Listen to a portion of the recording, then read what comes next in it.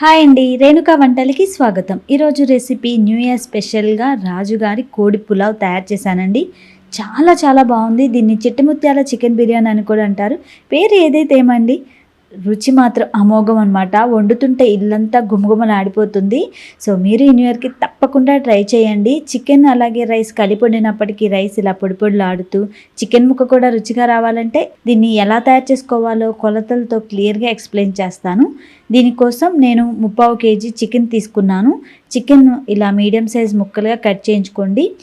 Chicken శుభ్రంగా కడిగి దీనిలో ఉప్పు కూడా వేసి కడిగినట్లయితే స్మెల్ అనేది ఉండదన్నమాట. వాటర్ పూర్తిగా వడకట్టేసి ఇలా తీసుకోవాలి. ఈ చికెన్ని మ్యారినేట్ చేసుకుందాం. దీంట్లో 1 స్పూన్ సాల్ట్, కొంచెం పసుపు, 1½ స్పూన్ కారం, అలాగే 1 స్పూన్ ధనియా పౌడర్, 1 స్పూన్ అల్లం వెల్లుల్లి పేస్ట్ వేసుకోవాలి. ఇది ఫ్రెష్గా నూరిందండి. అలాగే 1 స్పూన్ పెరుగు వేసుకోండి. వీటన్నిటిని కూడా చికెన్కి బాగా పట్టేలాగా మసాజ్ చేసినట్లుగా ఇలా ముక్కలకి బాగా మసాలాని పట్టించి మూత పెట్టేసి పక్కన ఉంచండి. ఒక 10 నిమిషాలు టైం పడుతుంది. ఈలోపు మిగిలిన ప్రాసెస్ చేసుకుందాం. చూడండి, ఇక్కడ నేను రైస్ తీసుకుంటున్నాను. ఈ గిన్నె కూడా 0 అనమాట. సో మీకు కరెక్ట్ మెజర్మెంట్ వస్తుంది. నేను ఆ చికెన్ కూడా అలాగే మెజర్ చేశాను. చూడండి, ఇవి వచ్చేసి చిట్టి ముత్యాల రైసు. ఈ బియ్యం మనకి సూపర్ మార్కెట్స్లో దొరుకుతాయి. ఇలా చాలా చిన్న సైజు ఉంటాయండి బియ్యము. సో ఇవన్నమాట. ఇవి నేను 1/2 కేజీ తీసుకుంటున్నాను.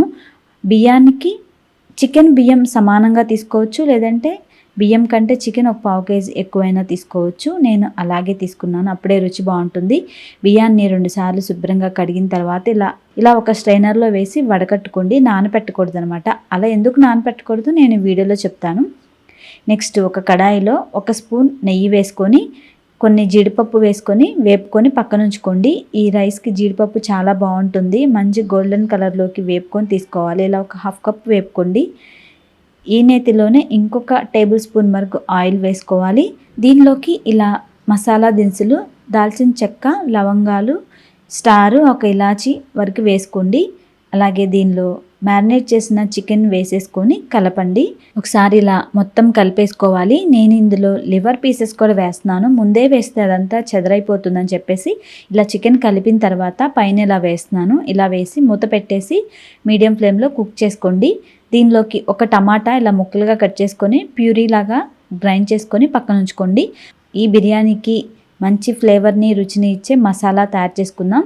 దాల్చిన చెక్క ముక్కలు 2, అలాగే లవంగం మొగ్గలు 3, 1 స్టారు, ఇది బిర్యానీ పువ్వు అండి, ఇలాచీలు 2, చిన్న జాజికాయ ముక్క, అలాగే 1/2 స్పూన్ గసగసాలు. వీటిని తీసుకోవాలి. ఒక గ్రైండింగ్ జార్లోకి తీసి పెట్టుకున్న మసాలా దినుసులన్నీ వేసుకోండి. అలాగే మీడియం సైజ్ ఉల్లిపాయ 1, పచ్చిమిరపకాయలు 4, అలాగే దీనిలోకి పుదీనా, ఫ్రెష్గా ఉన్న పుదీనా కొంచెం వేసుకోండి, ఒక 1/2 కప్ వరకు. అలాగే కొంచెం కొత్తిమీర వేసుకోవాలి. దీనిలోనే కొంచెం సాల్ట్ వేయాలి. అలాగే ఒక 10-15 జీడిపప్పు కూడా వేసుకొని అవసరాన్ని బట్టి కొన్ని వాటర్ పోసుకొని మెత్తగా పేస్ట్ లాగా గ్రైండ్ చేసుకోండి. ఈ పేస్ట్ వల్ల మనకి ఈ రైస్కి ఎక్స్ట్రా టేస్ట్ వస్తుంది, అలాగే ఫ్లేవర్ కూడా వస్తుంది అన్నమాట. చాలా చాలా బాగుంటుందండి. ఇలా మసాలా తయారు చేసి పక్కన ఉంచుకోండి. చూడండి, ఇక్కడ చికెన్ చక్కగా ఉడుకుతుంది. దీనిలోకి వాటర్ ఊరాయి కదా, ఈ వాటర్ అంతా ఎగిరిపోయేంత వరకు ఉడకనివ్వాలి. ఇప్పుడు మీడియం ఫ్లేమ్ పెట్టుకొని మరొక 5-10 నిమిషాలు టైం పడుతుంది, ఉడికించుకోండి. చూడండి, ఇక్కడ వాటర్ అంతా ఎగిరిపోయాయి. సో ఇప్పుడు ఒకసారి ఇలా మొత్తం కలిపి ఇప్పుడు గ్రైండ్ చేసి పెట్టుకున్న టమాటా ప్యూరీ ఉంది కదా, దాన్ని దీనిలోకి వేసేసుకోవాలి. అలాగే మసాలా పేస్ట్ తయారు చేసాం కదా, అది కూడా 2 స్పూన్స్ వేసుకోండి, మొత్తం వద్దు. అలాగే 1 స్పూన్ గరం మసాలా పౌడర్ వేసుకొని ఇవన్నీ కూడా బాగా కలిపేసుకోవాలి. ఇప్పుడు దీనిలోకి కొన్ని వాటర్ వేయాలండి. ఇక్కడ మనం వాటర్ అలాగే మసాలాలు కానీ బ్యాలెన్స్డ్గా వేసుకుంటూ ఉండాలి. ఎందుకంటే మనకి ఇక్కడ రైస్ పొడి పొడిగా ఉండాలి, అలాగే మసాలాలు కూడా ఎక్కువ అవ్వకూడదు అనమాట. చూడండి, నేను ఇక్కడ ఈ జార్తో రైస్ మెజర్ చేశాను కాబట్టి ఈక్వల్గా 2 జార్ల వాటర్ తీసుకున్నాను ఒక బౌల్లోకి. ఈ వాటర్లోనే చిన్న టీ గ్లాస్ అంతా వాటర్ తీసుకొని ఆ టమాటా ప్యూరీ ఉన్న జార్లో వేసి కొంచెం అదంతా తొలిపి వాటర్ పోసాను అనమాట. దీనిపైన కొంచెం పుదీనా వేసి మీడియం ఫ్లేమ్లో ఒక 5 నిమిషాలు ఉడికించుకోండి చాలు. 5 నిమిషాలకి ఇక్కడ మనకి ఇదంతా కూడా చక్కగా కుక్ అవుతుంది. మరి గ్రేవీ ఎగిరిపోయేటట్లుగా ఉడకకూడదు అనమాట. ఈ మసాలా ఫ్లేవర్స్ అన్నీ చికెన్కి పట్టడం కోసం ఇలా వండుకోవాలి. ఇప్పటికే స్టవ్ ఆపేసి చికెన్ పక్కన ఉంచుకుందాం. కొలిచిపెట్టుకున్న వాటర్ పక్క స్టవ్ మీద పెట్టి మరగనివ్వాలి. నెక్స్ట్ రైస్ ప్రిపరేషన్ అండి. అడుగు మందంగా ఉన్న కడాయి కానీ గిన్నె కానీ తీసుకోండి. దీనిలో 1 table spoon oil, 1 table spoon నెయ్యి వేసి వేడవనివ్వాలి. దీనిలో షాజీరా 1/2 స్పూన్ వేయండి. అలాగే ఒక బిర్యానీ ఆకు వేయాలి. ఇక బిర్యానీ దినుసులు ఏమీ అవసరం లేదండి, మనం ఆల్రెడీ గ్రైండ్ చేసాం కాబట్టి. ఇప్పుడు దీనిలోనే సన్నగా పెటల్స్ లాగా కట్ చేసుకున్న ఉల్లిపాయ తరుగు 1, 4 పచ్చిమిర్చిని ఇలా చీలికలుగా చేసి వేసుకోండి. ఇక్కడ ఆనియన్ కొంచెం బాగా వేగాలన్నమాట. గోల్డిష్గా వేగేటంత వరకు వేపుకోండి. ఒక 2 నిమిషాలు టైం పడుతుంది. ఇలా వేగిన తర్వాత 1 టేబుల్ స్పూన్ అల్లం వెల్లుల్లి పేస్ట్ మాత్రం వేసుకోండి. మనకి చికెన్లో కూడా అల్లం వెల్లుల్లి పేస్ట్ ఉంటుంది కదా. ఈ బిర్యానీకి వచ్చి మసాలాలన్నీ కూడా బ్యాలెన్స్డ్గా వేసుకోవాలి. మనకి చికెన్లో ఉంటాయి, అలాగే రైస్లో కూడా వేసుకోవాలి కాబట్టి గుర్తుంచుకొని బ్యాలెన్స్డ్గా వేసుకున్నప్పుడే రైస్ టేస్ట్ బాగుంటుంది. ఇలా అల్లం వెల్లుల్లి పేస్ట్ కొంచెం వేగిన తర్వాత గ్రైండ్ చేసి పెట్టుకున్న మసాలా పేస్ట్ ఉంది కదా, అది మొత్తాన్ని వేసి ఒక 2 నిమిషాలు లో ఫ్లేమ్లో కుక్ చేసుకోవాలి. పచ్చివాసన అంతా పోతుంది. చూడండి, ఇలా ఆయిల్ పైకి తేలుతుందంటే బాగా రోస్ట్ అయినట్లు. ఇప్పుడు దీనిలోకి స్టైనర్లో వేసించుకున్న రైస్ వేసుకోవాలి. ఈ రైస్ చూడండి పొడి పొడిగా అయిపోయాయి కదా. సో ఈ రైస్ను వేసి ఒక 2 నిమిషాలు ఈ మసాలాలని కలిపి వేపుకోవాలి. సో ఇలా చేసినప్పుడు రైస్ నానపెట్టినట్లయితే ఆ రైస్ ముక్కలు అయిపోతాయండి, కాబట్టి రైస్ నానపెట్టకూడదు ఇక్కడ. అలాగే బాస్మతి రైస్ అయినా సరే ముక్కలైపోతుంది. మీ దగ్గర చిట్టిముత్యాల రైస్ లేకపోతే నార్మల్ రైస్తో అయినా ప్రిపేర్ చేసుకోవచ్చు. కానీ ఈ చిట్టిముత్యాల రైస్ టేస్టే వేరండి, ఫ్లేవర్ టేస్ట్ బాగుంటుంది.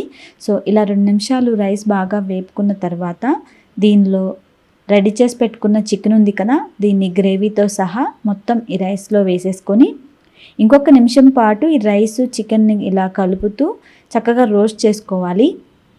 ఇలా తయారు చేసుకోవడం వల్లే ఈ రైస్కి టేస్ట్ యాడ్ అవుతుంది. అలాగే చికెన్ ముక్క కూడా చప్పగా లేకుండా రుచి బాగుంటుందండి. నేను ఈ వీడియోలో చూపించినట్లుగా మీరు కొలతలతో చక్కగా ఎసరు కానీ ఇవన్నీ ప్రిపరేషన్ కానీ చేసుకొని చూడండి, రుచి అమోఘంగా ఉంటుంది, సూపర్ అని అంటారు. ఇలా మొత్తం కలిపిన తర్వాత పక్కన వేడి పెట్టుకున్నాం కదా వాటర్, ఈ వేడిగా ఉన్న వాటర్ని దీనిలో పోసేసుకోవాలి. అలాగే ఈ వేడి వాటరే కొన్ని నేను ఈ కడాయిలోకి తీసుకున్నాను. చికెన్ మసాలా గ్రేవీ ఉంది కదా, అదంతా కూడా వేస్ట్ కాకుండా నీట్గా వచ్చేలాగా.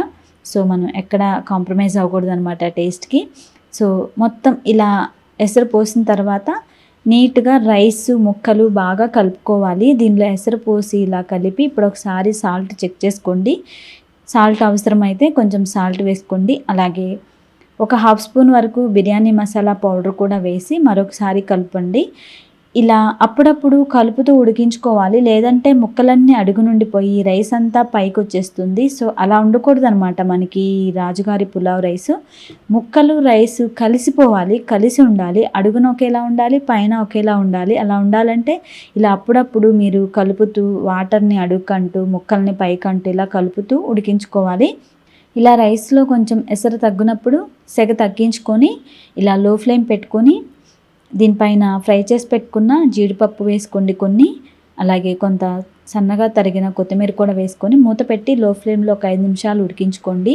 చూడండి, 5 నిమిషాల తర్వాత చూస్తే ఇక్కడ ఎసరు అనేది కనిపించట్లేదు, కానీ అడుగున కొంచెం ఎసరు ఉన్నాయి.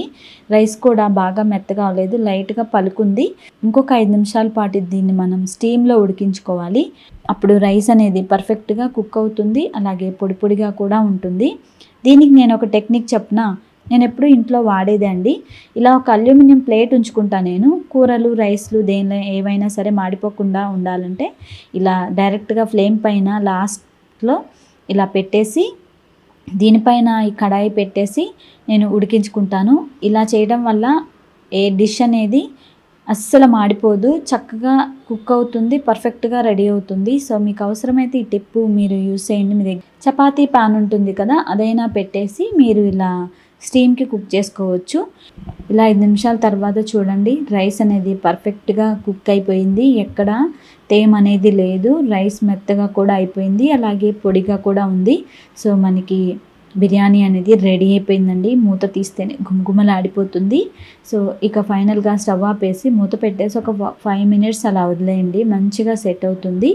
సర్వ్ చేసుకునే ముందు మీరు దీన్ని వేరే ఒక గిన్నెలోకి మార్చుకుంటే రైస్ అనేది మనకి ముక్కలు రైస్ అన్నీ కూడా ఈవెన్గా కలిసిపోయి సర్వ్ చేసుకోవడానికి చాలా చాలా బాగుంటుంది.